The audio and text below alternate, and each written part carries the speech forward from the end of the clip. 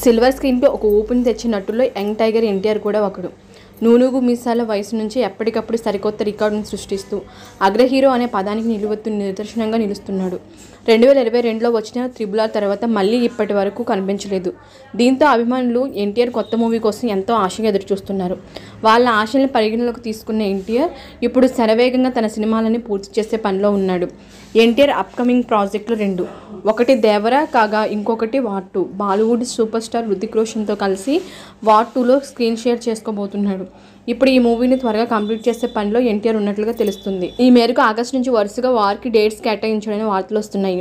ఆ విధంగా నవంబర్ లోపు తన పార్ట్ని పూర్తి చేయాలని నిర్ణయించుకున్నట్లుగా తెలుస్తుంది. ఈ షెడ్యూల్లో కథకి కీలకమైన ఇంటర్వెల్ పార్ట్ షూట్ చేయబోతున్నారని కూడా అంటున్నారు. ఈ సీక్వెన్స్లో ఎన్టీఆర్, హృతిక్ రోషన్తో పాటు ఇతర భారీ తారాగణం మొత్తం పాల్గొనబోతుందని టాక్. ఇప్పుడు ఈ విషయంతో ఎన్టీఆర్ తన అభిమానులకి ఎంత ఇంపార్టెన్స్ ఇస్తున్నాడో అర్థమవుతుంది. ఎందుకంటే ఒక పక్కన దేవరాతో బిజీగా ఉన్నాడు. సెప్టెంబర్ 27కి ముహూర్తం దగ్గర పడడంతో దేవరాకి వీలైనంత త్వరగా గుమ్మడికాయ కొట్టే పనిలో ఉన్నాడు. ఇలా 2 సినిమాల షూటింగ్స్లో ఒకేసారి పాల్గొంటుంది తన అభిమానులకి రంజింపజేయడానికి. దేవరకి కొరటాల శివ దర్శకుడుగా, వార్ 2కి అయాన్ ముఖర్జీ.